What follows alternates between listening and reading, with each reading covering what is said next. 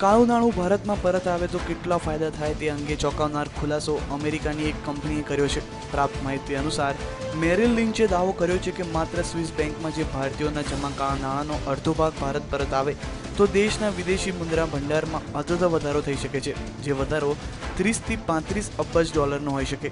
સાથે જ અમેરિકી કંપનીનો દાવો કર્યો છે કે આ નાણાંમાંથી મોદી સરકાર વર્ષ 2022 સુધી તમામ લોકોને મકાન આપી શકે તેમ છે।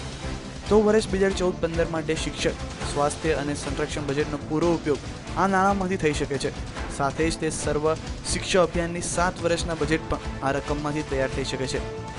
મેરિલ લિન્ચે પોતાના રિપોર્ટમાં જણાવ્યું છે કે કાળા નાણાંને પરત લાવવાના બાબતમાં કાયદાકીય દાવપેચ બાધારૂપ છે અને જો આ તમામ કાયદાકીય ગુથ્થીને ઉકેલ લાવવામાં આવે તો ભારતીય અર્થતંત્રમાં મોટા પાયે સુધારો આવી શકે છે। Bureau report, news online.